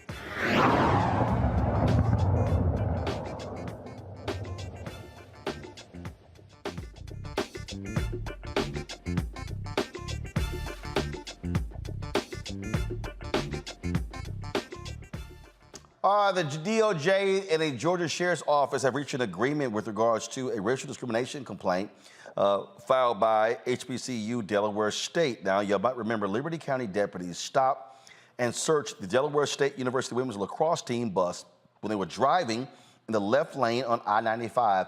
This was in April of 2022. Officers asked the players if the players had drugs on the bus before searching the team's belongings. Law enforcement did not find any contraband. The players believed they were racially profiled. University filed a complaint with the DOJ accusing the Liberty County Sheriff's Office of violating the Civil Rights Act. Monday, the DOJ and Liberty County Sheriff's Office agreed to a settlement that includes more training, community engagement, and reviewing policy and procedures. The attorney representing some of the players says the agreement simply is not enough. Joining us now from Trumbull, Connecticut, is attorney Greg Terron. Greg, glad to have you on the show. So that's it? That's it? That's it. That's, in the words of one of my clients, it was a slap on the wrist, but I think it was a tap on the wrist. You represent 25 of the 27 folks who were on the bus, correct? As of today, the other two, hopefully coming forward, are just strategically haven't been able to sign agreements. What do you want out of this? What do they want to see done?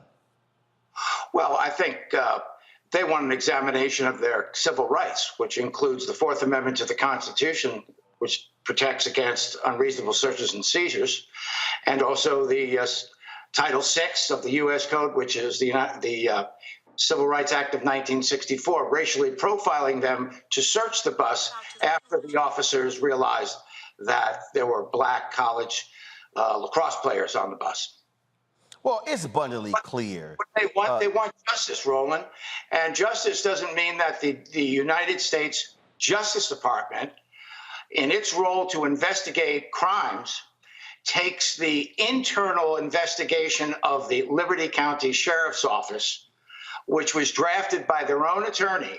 They took that as the facts in the case and decided not to go ahead with an investigation. So the first thing we want, and we should have, and the people of the United States of America should have, is a thorough investigation by the Justice Department rather than taking the sheriff's internal report for the truth of the facts. Well, I mean, it's no doubt this was racial profiling. I mean, this ain't hard to see. I mean, why else would you pull him over in this bogus, explanation? And then, asking the driver, was he on drugs? Did he have drugs? I mean, come on. Well, the facts are very important. And the sequence of the facts are very important. In the final report of the Sheriff's Office, which just came out yesterday, there are a number of inconsistencies. It's interesting that they say that within 2 minutes of pulling over the bus, they had a dog on the site sniffing the cargo hold. Now, the bus had tinted windows. If the bus was in fact way down in front of the deputy that pulled them over, he could not have seen the only window that was not tinted, which would have been the driver's window, and the driver was black. Tim Jones said he never saw the deputy. The deputy never came up alongside him. So the bus was pulled over for a reason that they put into their report as being traveling in the left lane, when in fact my client says, no, he was passing in the left lane. There's a huge difference. So if the stop was illegal from the beginning, everything else consequent to that cannot be legal. Oh, absolutely. Now, when the bus was pulled over and Tim came off the bus and handed over his license, it was then after that that the deputy got on the bus, saw what he had, and he heard that they were college students, saw who they were, and he instructed the deputy that's in charge of the sniffing dog, whose name is Kona, to go and sniff. I would like to interview Kona, if anybody knows dog language. I want to know what Kona sniffed, because according to the report, the dog picked up something.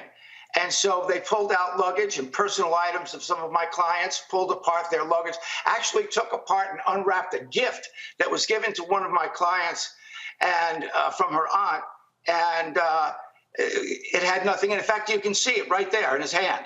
You can see that box was a gift. And what it was a book safe. All it was a simple gift. It didn't have, there was nothing in it.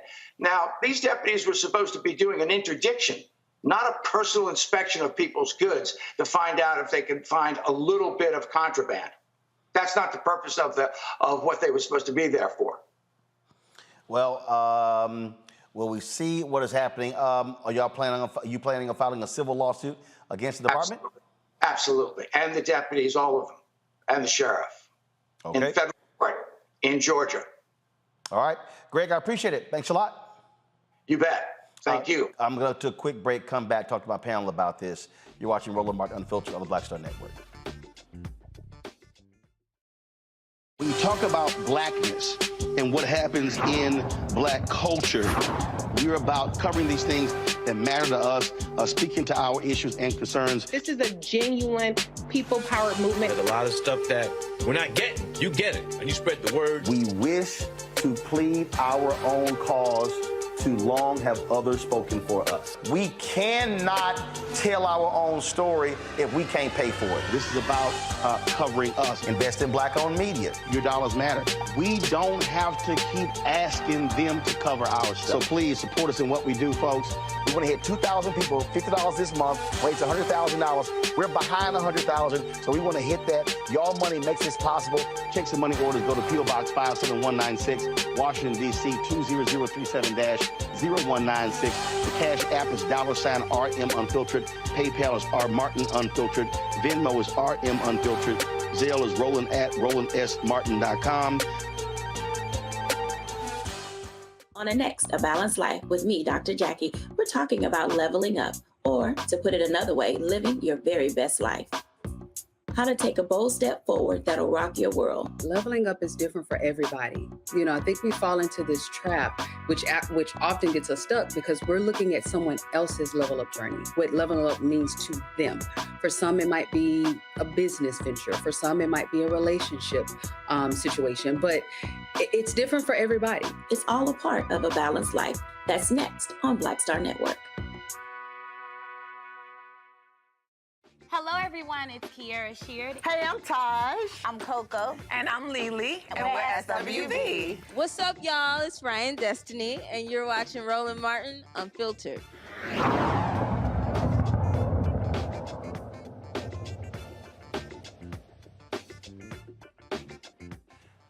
We've had this story and others. There was another story where these troopers along this Georgia highway had stopped a black group. I mean, look, game recognized game, Avis. We know what the deal is. These white cops ain't fooling nobody.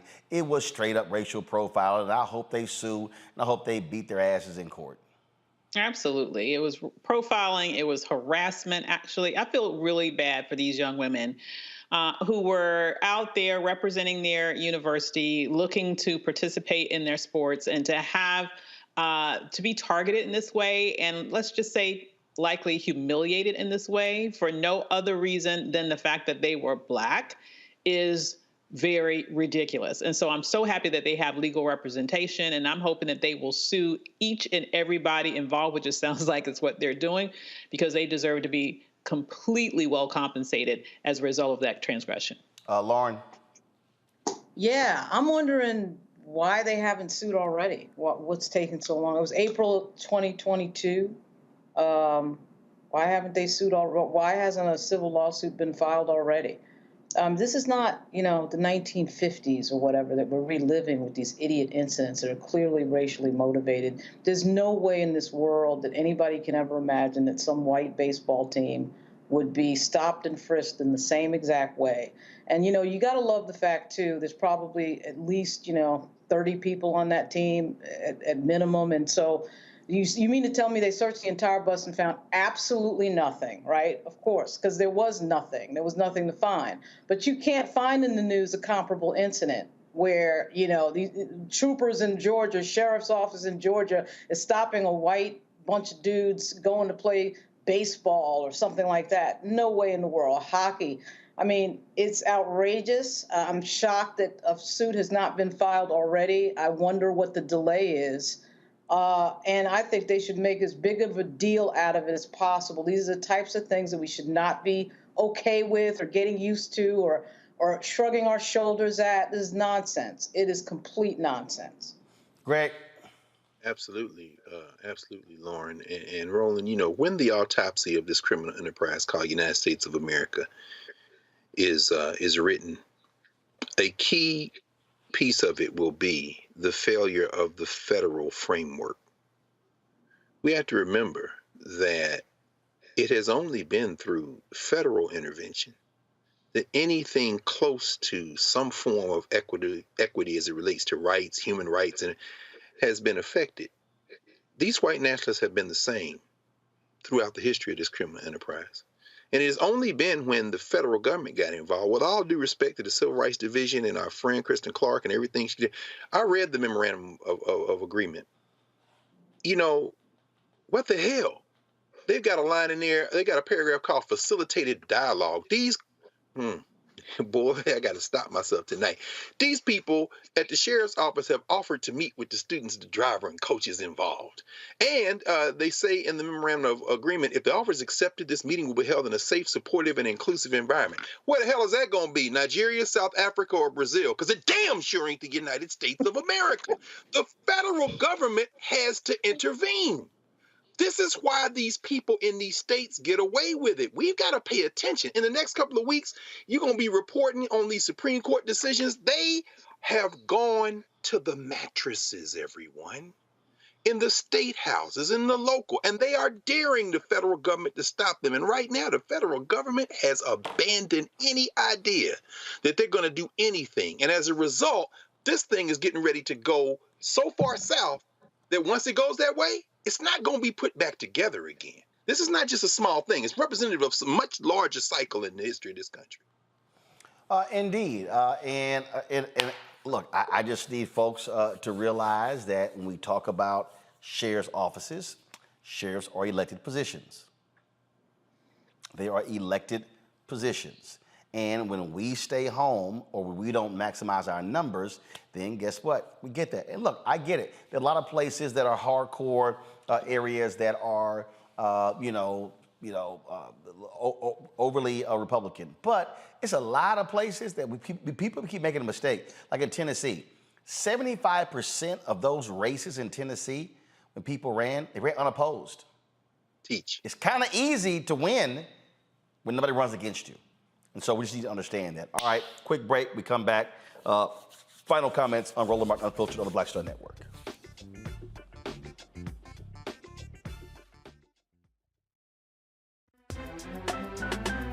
I'm Faraji Muhammad, live from LA.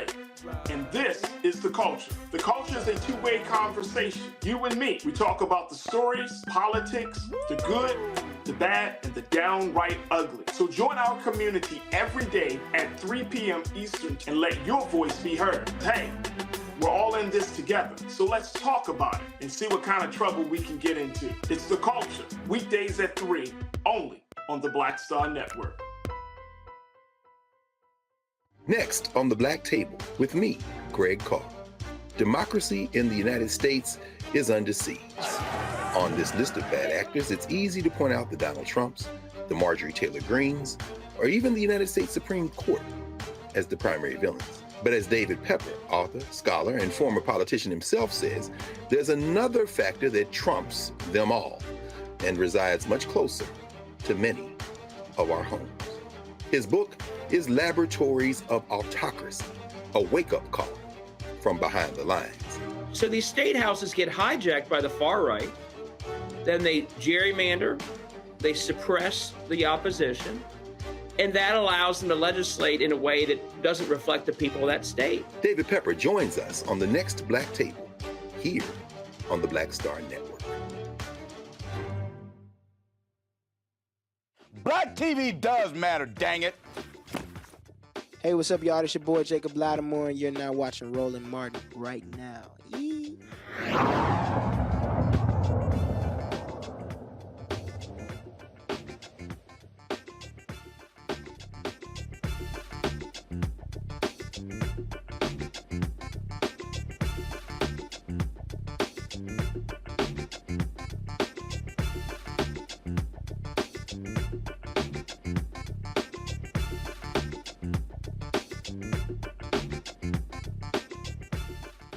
All right, so all week I've been talking about Fox News and the right being pissed off with President Biden's speech to the Howard University graduates on Saturday. And so I didn't see Greg Carr at the graduation, so I got to get his thoughts on the total right-wing freak out because Biden chose to discuss white supremacy in his speech as if that was the first time he did, when it didn't. And then, of course, you had that fool Rachel Campos Duffy on Fox News who called the Howard University graduates dumb.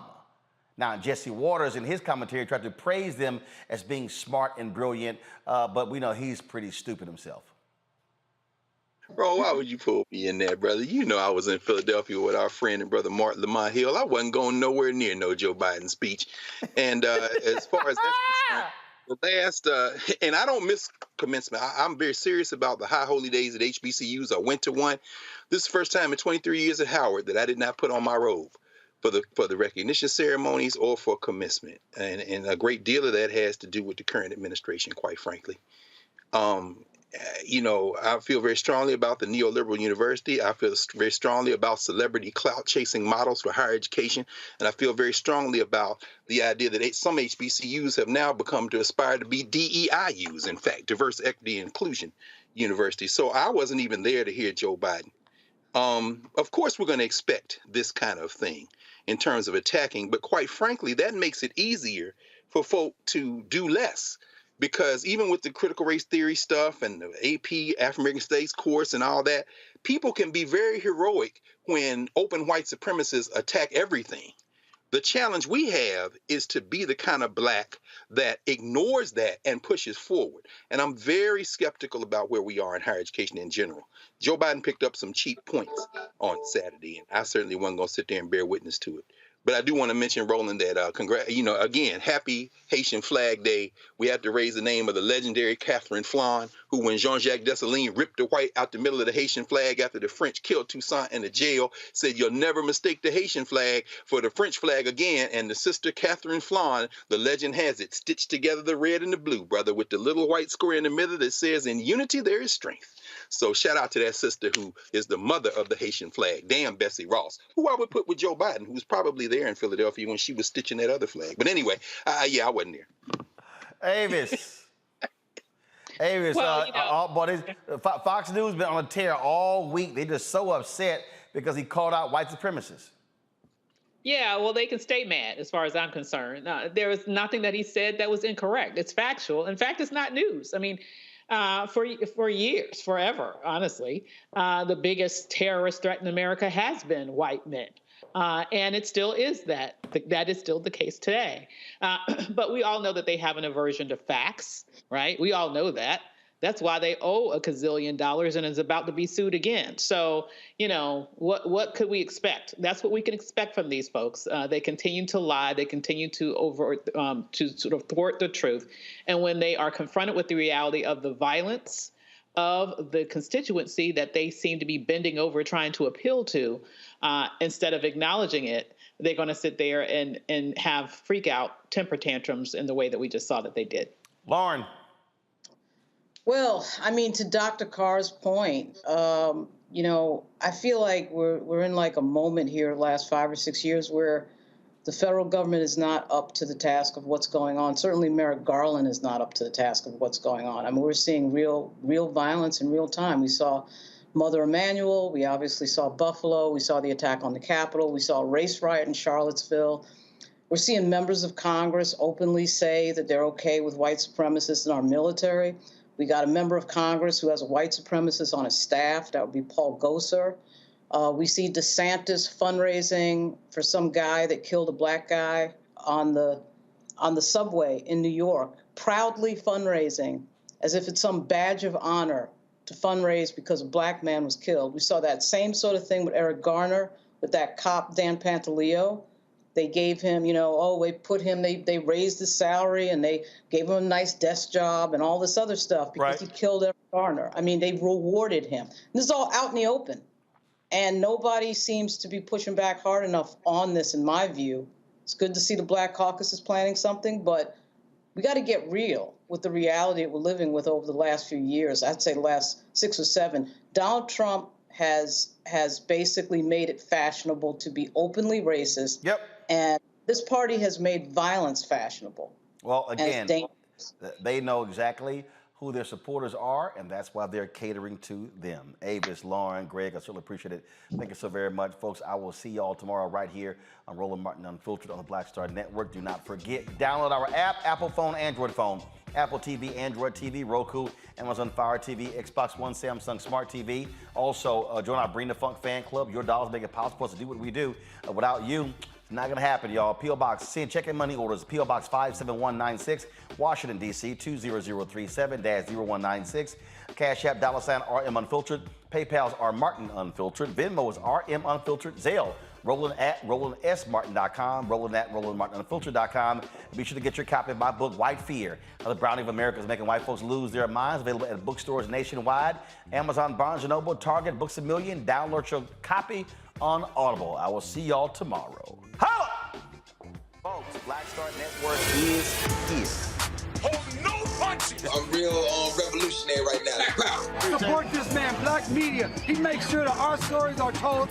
Thank you for being the voice of Black America, Roland. Stay black. I love y'all. All momentum we have now, we have to keep this going. The video looks phenomenal. See, this difference between Black Star Network and Black-owned media and something like CNN. You can't be Black-owned media and be scared. It's time to be smart. Bring your eyeballs home. You dig? Pull up a chair, take your seat at the Black Table with me, Dr. Greg Carr, here on the Black Star Network. Every week, we'll take a deeper dive into the world we're living in. Join the conversation only on the Black Star Network. Hi, I'm Dr. Jackie Hood Martin, and I have a question for you. Ever feel as if your life is teetering and the weight and pressure of the world is consistently on your shoulders? Well, let me tell you, living a balanced life isn't easy. Join me each Tuesday on Black Star Network for A Balanced Life with Dr. Jackie. We're all impacted by the culture, whether we know it or not. From politics to music and entertainment, it's a huge part of our lives, and we're going to talk about it every day right here on The Culture with me, Faraji Muhammad, only on the Black Star Network.